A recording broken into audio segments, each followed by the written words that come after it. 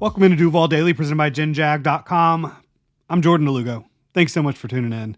Got a disappointing update for y'all. Jaguars star tight end Evan Engram out for the season. This was not the expectation with Evan with this injury, shoulder injury. But after the MRI Monday night, I believe, it showed that there was a little bit more damage to the labrum, that shoulder. And he's going to go ahead and get surgery. So just another Jaguars pass catcher, offensive weapon that is out for the year. Trevor Lawrence out for the year. Christian Kirk out for the year. Gabe Davis out for the year. Evan Engram out for the rest of the year. And there's only 4 games left, obviously. It's not like, it's not like, and he did miss time at the beginning of the year, obviously. So definitely an abbreviated season for Evan Engram. There's no question about that. And he's been so productive during his 3 years in Jacksonville. A leader. And the good thing is, like, you're not losing the leaders. They're still there in the building. Evan and Christian and Trevor and everybody can still be in the building. But, if you want to see a competitive product on the field, losing all these guys hurts. And at this point in the season, do you want to see a competitive product on the field? I know there's a lot of fans on both sides of the fence for that one, right? Are you worried more about future draft capital or having a competitive product to watch right now? I'm more on the future because the present at 3-10, it really doesn't matter. Do you want to see young guys perform well? Yes.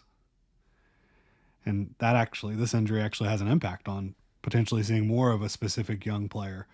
But it stinks for Evan. It stinks for all the vets on this football team that there's been so many injuries, especially on the offensive side of the ball, that have. I would not say that the injuries derailed this season at all. I think this season got off on the wrong foot. They started 0-4, and there was a lot of roster mismanagement. There was coaching issues during the losing streak and the losing at the beginning of the year. I thought that Doug Peterson did a poor job managing the game against the Dolphins. I thought he did a poor job managing the second half against the Browns. I thought against the Bears, he did a poor job managing the game. Texans, the first game as well. So, look, plenty of blame to go around. But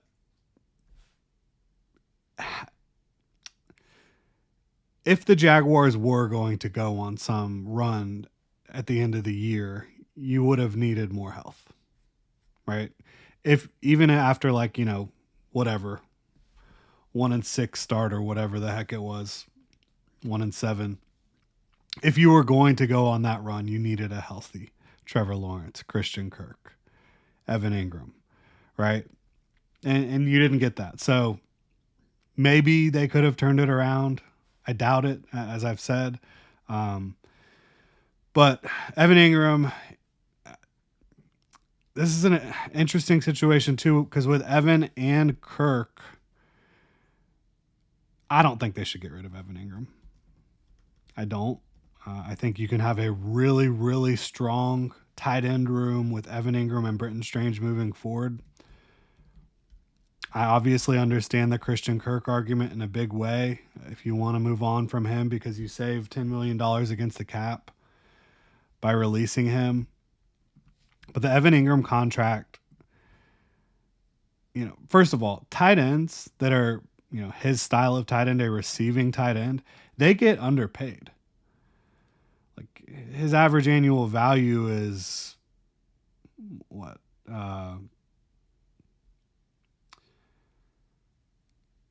3 years, 41.25 million. So, the most expensive tight end in the league, gets paid not even close to a top 15 receiver. So I think that there is value in having a tight end, even at the top of the tight end market, if they're able to produce consistently the way Evan Ingram has in Jacksonville. I do. But you look at his contract next year, heading into 2025, you could save $6.25 million against the cap if you release him pre-June 1. So if you released Evan and you released Christian Kirk, you're talking about that's clearing up over $16 million in cap space right there.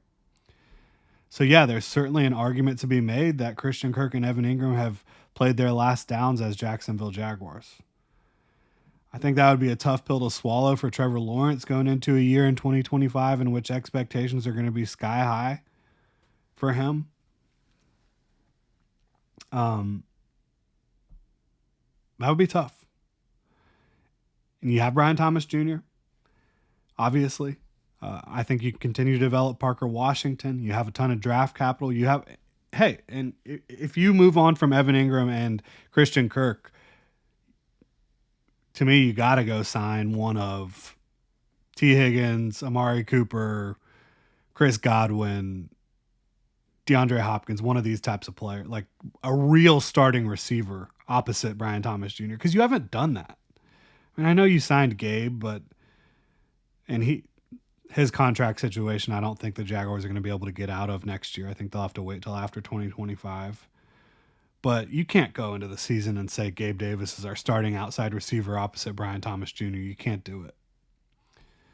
So they've got to sign a starter or draft one at the top of the draft. Like, I think Tetairoa McMillan would be a fine option. I think that Luther Burden would be a great option. I think if you want someone who's going to play a lot inside, kind of like Evan Ingram and Christian Kirk, Emeka Ibuka is a great option. He's not exclusively inside. He can play outside as well. Like if you're two wide receiver sets, it can be Ibuka and Thomas Jr. But tough pill to swallow.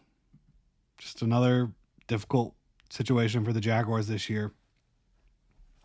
What's really interesting, though, Britton Strange is going to get even more run. And I think Britton Strange has been excellent this year as a receiving threat for the Jaguars when they have tried to really get him going as a receiver.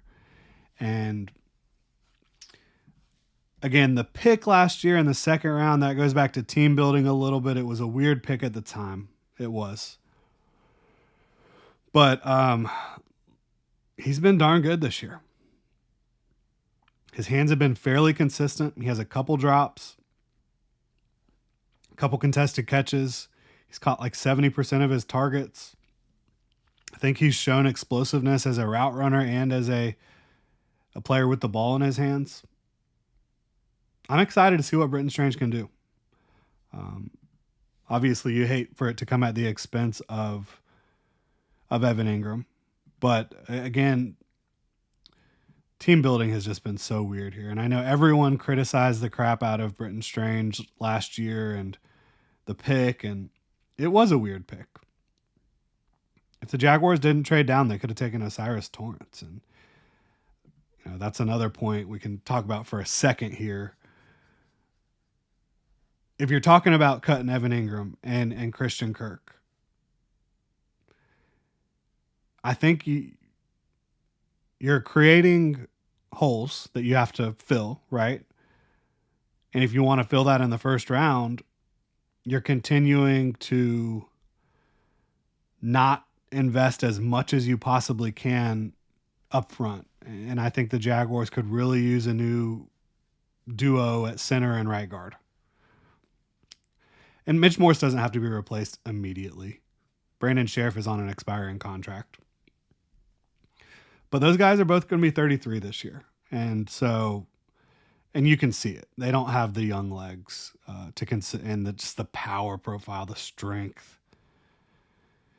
If you really wanted to, you could absolutely go get Will Campbell to play center or guard, and then go get another young guy to play center or guard early on in this draft, And that would be representative of really investing as much as you can in the trenches to dominate as a run blocking team and to protect Trevor Lawrence.